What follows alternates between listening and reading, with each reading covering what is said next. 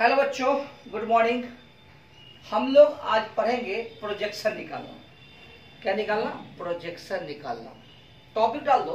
हाँ, प्रोजेक्शन से पहले पढ़ लो कंपोनेंट। टॉपिक डाल दो। टॉपिक डालो calculation of component of vector A along vector b. ये टॉपिक है, ठीक? लिख लो। लिख लिए? अब पढ़ना बंद कर दो, सॉरी लिखना बंद कर दो। ध्यान दो, इसको समझना है। देखो, मान लो कि एक्स एक्सिस है, यह वाई एक्सिस है, ठीक? यह अपना वेक्टर ए है। ध्यान देना, यह थीटा है, ओ है, ए है, ठीक? यहां से डाल दो परपेंडिकुलर। यह तुम्हारा आया था OM और OM आया था ए कॉस थीटा, ठीक? ध्यान देना, लिखना नहीं, ध्यान दो। इसको पढ़ते हैं। Component of vector A along x axis. लिखा नहीं है, क्या पढ़ते हैं? Component of vector A along x axis, ठीक? ठीक। अच्छा, तुम ए cos थीटा को लिख सकता है ए वेक्टर डॉट आई। नहीं समझ में आया? ध्यान देना। जैसे ध्यान दो, ए डॉट आई का मतलब हुआ ए का मैग्नीट्यूड, आई का magnitude cos theta. Vector A और यह आई है, यह वेक्टर ए है और यह आई है। वेक्टर ए है, आई है। थीटा जो है वेक्टर ए और आई के बीच एंगल है, ठीक? यानी ए डॉट आई कहेंगे mod A mod I cos theta. Simple, यह हो गया, यह हो गया 1, यह हो गया cos थीटा, यानी कि a cos थीटा। क्या मतलब हुआ? यह हुआ component of vector a along x axis. ध्यान दो, component of vector a along x axis. और x एक्सिस के along यूनिट वेक्टर क्या है? i।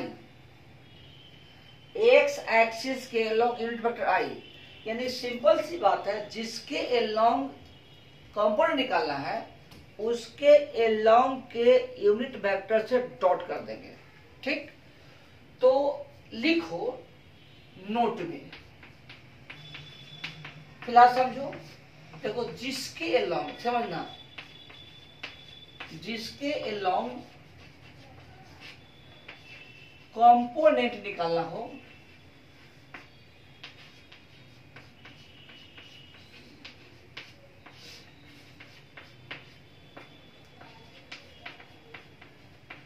उसके एलोंग के यूनिट वेक्टर से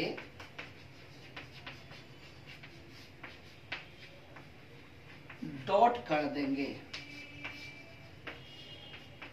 बात खत्म। लिख लिए? लिखो, लिख लो, ठीक। अगर तुम लिख लिए तो ध्यान दो, मान लो, ध्यान दो, यही वेक्टर ए है, यह वेक्टर ए है, ठीक? और यह मान लो कि कुछ मान लो वेक्टर सी है, यह एंगल थीटा है, यहां से एम, तो ओ एम को बोलेंगे, क्या बोलेंगे? बोलो, component of vector A along C। X axis नहीं माने, सी मान लिए, कोई दिक्कत नहीं है। तो इसको लिख, कितने बराबर होगा? a cos theta. सब ठीक है। यह किसके बराबर होगा? a dot C cap. C cap का मतलब है डायरेक्शन ऑफ सी।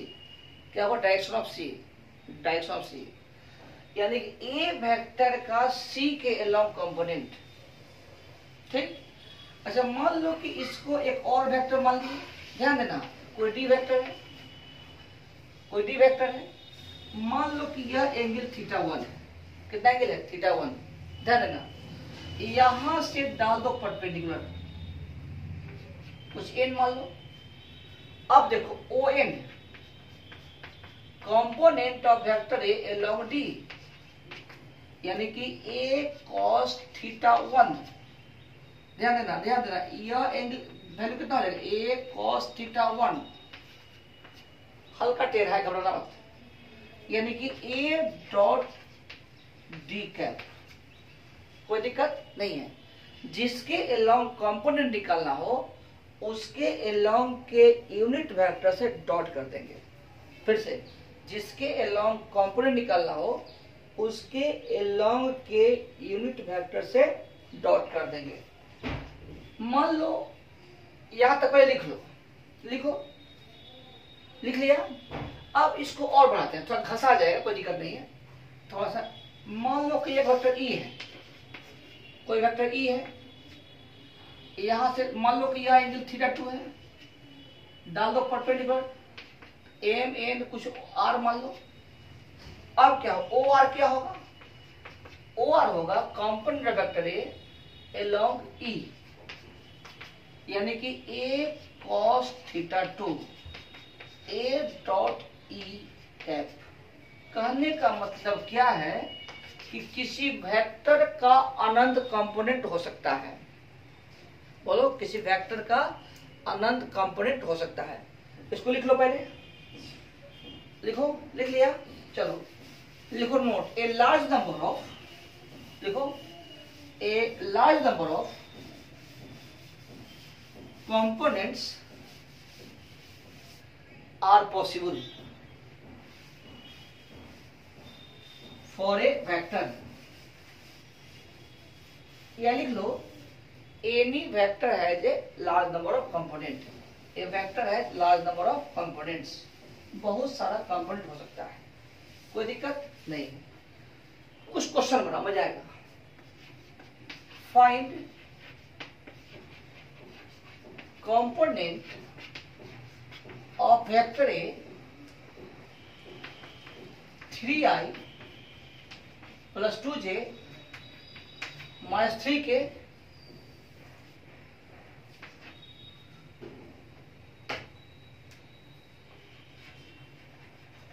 along पहला में x एक्सिस, दूसरा में y एक्सिस, तीसरा में जेड एक्सिस, चौथा में along B I plus J,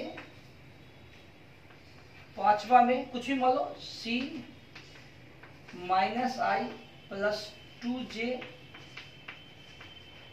plus 5k, जो मन में डाल देंगे। कुछ वेक्टर डी, बोलो 2i माइनस 3j। हो गया, बहुत हो गया। सवाल लिखो, लिख लिया, चलो पहला आंसर देखो, component of vector A 3i plus 2j minus 3k along क्या है? X axis. तो हम क्या बताएं कि जिसके अलोंग कंपोनेंट निकालना है उसके अलोंग के यूनिट वेक्टर से डॉट करते हैं, और तो कुछ नहीं बताया है। तो बताओ, यह वेक्टर दिया हुआ है, यह वेक्टर दिया हुआ है, तो इसका कंपोनेंट निकालना है किसके अलोंग? एक्स के अलोंग। तो क्या कर देंगे? ए डॉट एक्स के अलोंग यूनिट वेक्टर आई। हो गया आंसर, हो गया answer. 3i plus 2j minus 3k dot I. तो i डॉट आई कितना था? 1 3, j डॉट आई 0 0 3, आंसर। समझ में आ गया? सेकेंड, कंपोनेंट वेक्टर इतना अलोंग y एक्सिस, y के unit vector j dot j, क्या आ जाएगा बोलो, i डॉट j क्या होगा 0, j डॉट j क्या होगा 1 प्लस 2 0 2। समझ में आ रहा है? z के लॉन्ग किसे डॉट करेंगे, k से, लिख लिया। चलो अब सवाल उठता है कि 4 5 सेकेंड 6 क्या लिख दिए, 4 है 5 6, तो तीनों में कोई एक बताते हैं, कौन बताया बोलो, चलो बताते हैं लास्ट 6 में कंपोनेंट ऑफ वेक्टर ए, ध्यान दो 3i plus 2j minus 3k along vector b, b कितना बोलो 2i माइनस 3j, ठीक है। ध्यान देना, ए वेक्टर डॉट जिसके along निकालना है उसके along के यूनिट वेक्टर से, यानी बी के along, बी के यूनिट वेक्टर से डॉट कर दिए, ठीक। अच्छा बताओ तो बाबू, बी को लिख सकते, बी का मैग्नीट्यूड, बी का डायरेक्शन बोला, तो बी का डायरेक्शन क्या होगा, B vector by mod B, यानी कि A vector dot B cap को लिख सकते हैं B vector by mod B, यानी कि A vector dot B by mod B. अच्छा हो गया। अब ए को बी से डॉट करो, डॉट सिखाए थे ना, आई को आई से गुना करते हैं, 3 दूगुने 2, जे को जे से, जे कितना है प्लस 2 इंटू माइनस 3, के तो है ही नहीं है, अरे 0 के डॉट के यानी कि 0 बाई अंडर रूट, कितना हो जाएगा, कोफिशिएंट ऑफ आई स्क्वायर जो कोफिशिएंट जे स्क्वायर, बी का मैग्नीट्यूड बी का 2 स्क्वायर प्लस माइनस 3 का स्क्वायर, अरे माइनस 6 बार है बस 0, वाह मजा आ गया। सिंपल सी बात है कि ए का बी के लॉन्ग कॉम्पोनेंट क्या हो गया 0, बात खत्म। याद रखना, दो वेक्टर 90 डिग्री पर हो, दो वेक्टर 90 डिग्री पर हो तो प्रत्येक के एलोंग कंपोनेंट क्या होता है 0, समझ में आ गया, लिख लिए ना। अब बनाओ 4, बनाओ 4, अब हम नहीं बताएंगे, बताओ 4, चौथा बनाओ,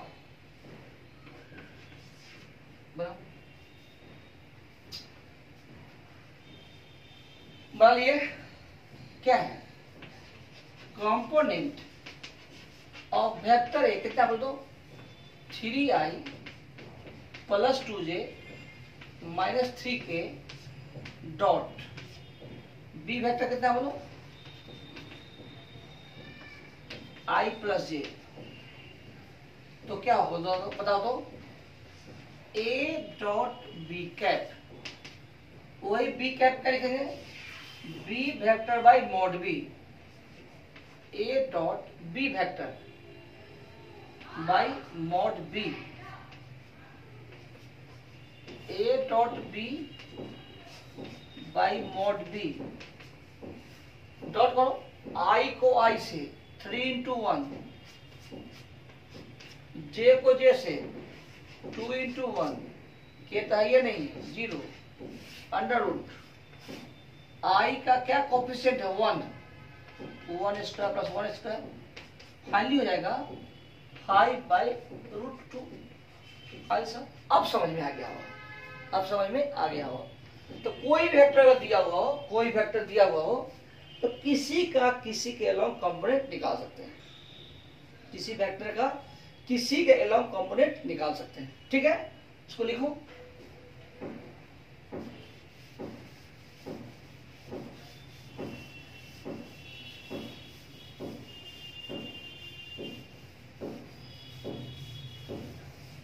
ठीक।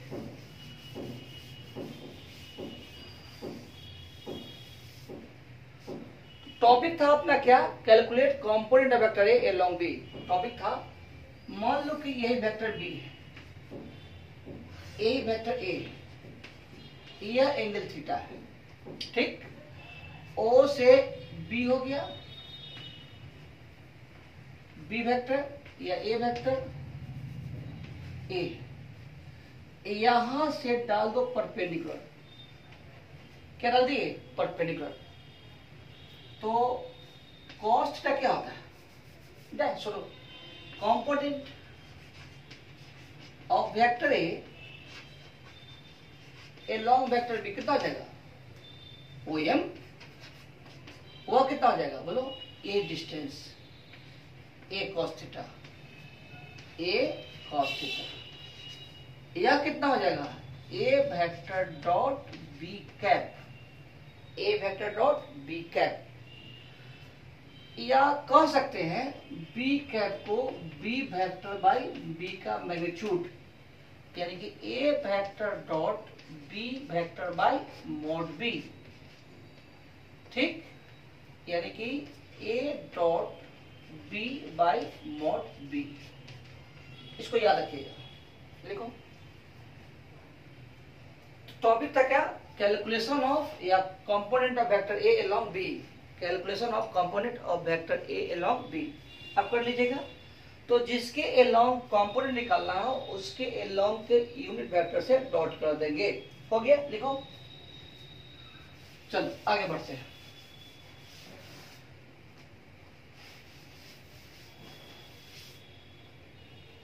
लिख लिए?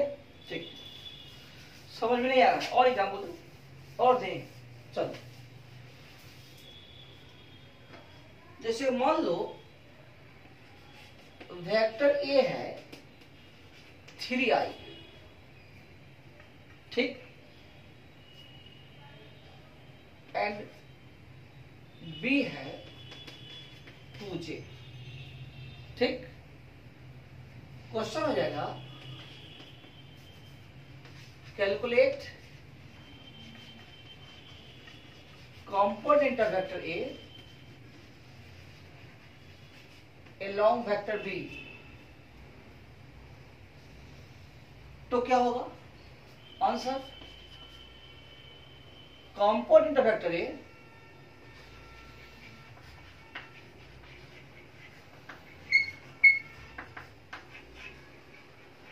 along वेक्टर बी कितना हो जाएगा? A vector dot B cap, A vector dot B cap. अच्छा, A vector dot B vector by B का मैग्नीट्यूड, या A vector dot B vector by mod B, बोलना। अच्छा, ए डॉट बी क्या होगा? तो आई डॉट जे 0 होता है, यूं कहो कि 3i dot 2j by mod b. तो बी का मैग्नीट्यूड कितना है बोलो? 2, यानी कि 0/2 0। क्या मतलब हुआ? मतलब साफ है कि दोनों वेक्टर आपस में परपेंडिकुलर है, दोनों वेक्टर आपस में परपेंडिकुलर है। यानी कि नोट यह भी कह सकते हैं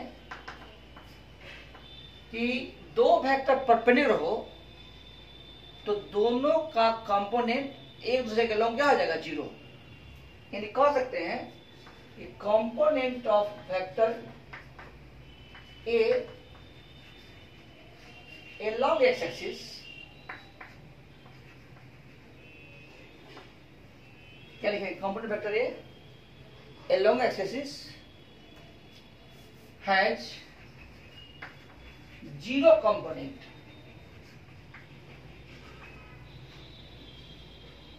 कैसे सेट कर लो अपना vector A along x axis, 0 component along y axis and z axis respectively. तो हमारी बात समझ गया ना? अगर कोई वेक्टर है, मान लो कि एक एक्स के लॉन्ग है, लॉन्ग एक्स एक्सिस छूट गया, एक्स एक्सिस। अगर कोई वेक्टर एक्स के लॉन्ग है तो उसका वाई के लॉन्ग और जेड के लॉन्ग क्या हो जाएगा? 0। समझ में आया? अगर कोई वेक्टर एक्स के लॉन्ग है तो वाई के लॉन्ग क्या होगा? 0, जेड के लॉन्ग क्या हो जाएगा? 0। अगर कोई वेक्टर कहीं भी है और वाई भी कहीं भी है, दोनों आपस में क्या है? परपेंडिकुलर है, तो कंपोनेंट क्या हो जाएगा, 0, कोई दिक्कत नहीं। देखो कभी कभी देखता होगा, पूछता है प्रोजेक्शन, क्या होगा, प्रोजेक्शन। टॉपिक डाल दो, find the projection of vector a on b. Topic डाल दो, find the projection of vector a on b. ठीक, थोड़ा समझो, समझाने का यही मेरा तरीका है। यही मान लो वेक्टर ए है, यह थीटा है, यह वेक्टर ए है, थीटा वो एक्स एक्सिस, ये वाई एक्सिस, डाल दो परपेंडिकुलर, यह हो गया ना ए कॉस थीटा। तो ओ एम को क्या कहते हैं, ए कॉस थीटा। क्या लिखते हैं, ए डॉट आई। पढ़ेगा, पढ़ते क्या है, तो पढ़ते हैं component of vector A along x axis. तो पढ़ा है ना, अब लिखना मत। अब क्या करो कि OM को लिख सकते हैं, OM का मैग्नीट्यूड, OM का डायरेक्शन, OM का मैग्नीट्यूड, OM का डायरेक्शन।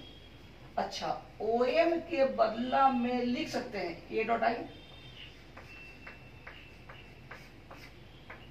अब फिर लिखेंगे आई, एरो ऐसे OM।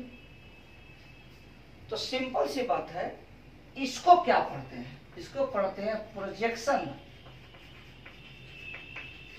Of vector a on x axis. मजा आ गया। जब कंपोनेंट निकालना होगा तो एक बार डॉट करेंगे, एक बार डॉट करेंगे, एक बार डॉट करेंगे। प्रोजेक्शन निकालना हो तो 2 बार डॉट करेंगे। देखो बहुत सारा क्वेश्चन आता है, ध्यान देना, जब पूछता है कंपोनेंट, आंसर रहता है वेक्टर में। बहुत सारा क्वेश्चन होता है, पूछता है प्रोजेक्शन, आंसर होता है स्केलर में। तो तुम क्या करेगा, तो थोड़ा चालाकी करना, कुछो पूछे, कुछो पूछे। अगर ऑप्शन वेक्टर में है, अगर ऑप्शन वेक्टर में है तो तुम 2 बार डॉट करना, स्केलर में है तो 1 बार डॉट करना। ठीक, नंबर लाना है ना, नंबर लाना है ना। ऐसे कंपोनेंट स्केलर होता है, प्रोजेक्शन वेक्टर होता है, लेकिन इसमें अपना अपना मत है। ठीक, ध्यान दो। तो अपना टॉपिक था वेक्टर बी, वेक्टर ए। आज का टॉपिक लास्ट हो जाएगा, उसके बाद वेक्टर को खत्म समझेंगे। आप लोग न्यूमेरिकल बनाइए, जो डाउट हो आप क्वेश्चन सेट करिए, सेंड करिए। 2 दिन टाइम देंगे तब हम लोग आगे स्टार्ट करेंगे मोशन। ठीक, तो यहां डालो परपेंडिकुलर एम। तो ध्यान दो, component of vector A along vector b क्या हो गया, ए डॉट बी क्या, अरे पढ़ा है ना। अच्छा, projection of vector a on b क्या होगा, ए डॉट बी कैप, फिर बी कैप। ठीक, और बी कैप कितना होता है बाबू, बी वेक्टर बाय बी का मैग्नीट्यूड। बोला, ये सिंपल सी बात है, a dot B vector by b magnitude, फिर वेक्टर बी बाय बी का मैग्नीट्यूड। ठीक, इसको लिख लेना, लिखना सब है। यानी कह सकता है कि ए डॉट बी फिर बी मॉड बी का स्क्वायर। तो प्रोजेक्शन का ही फॉर्मूला हो गया। लेकिन इससे अच्छा याद रखना यही, इससे अच्छा याद रखना यही। चलो जो मन में याद रखो लिखो। एक क्वेश्चन बनाओ,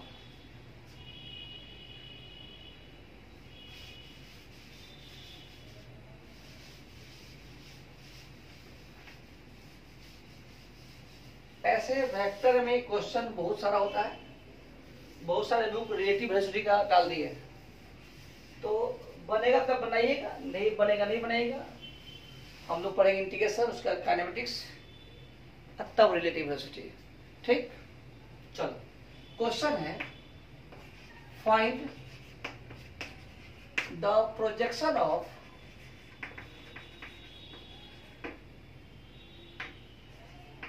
vector A 3i plus 2j plus 5k on vector b i minus j। एक क्वेश्चन है, आंसर क्या होगा? सो देखो, लिखना बंद। Component of vector a on b क्या हो जाए बोलो तो? ए वेक्टर डॉट बी, फिर बी, ए पढ़ा है अभी। अब जानो ए वेक्टर, ए कितना है?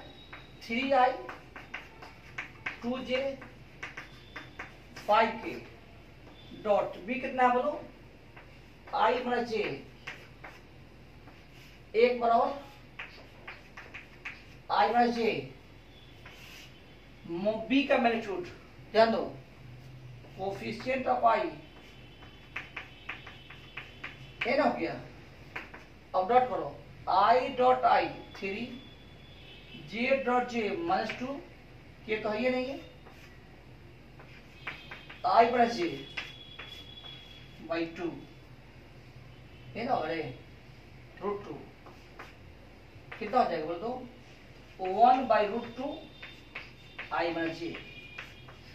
अगर कैलकुलेशन सही है तो ऐसा हो गया। समझ में आ गया कि और एग्जाम्पल दें? कहीं भी एग्जाम्पल होगा बनाइएगा, ध्यान रहे अगर प्रोजेक्शन पूछे ऑप्शन स्केलर में हो तो एक बार डॉट करेंगे, वेक्टर में हो तो 2 बार डॉट करेंगे, चूंकि नंबर लाना है। तो इस तरह से अपना चैप्टर खत्म हो गया। आप लोग क्वेश्चन बनाइएगा, जो डाउट होगा पूछिएगा, शर्माइएगा नहीं। 2 दिन टाइम देते हैं, उसके बाद हम लोग शुरू करेंगे इंटीग्रेशन। Okay, bye.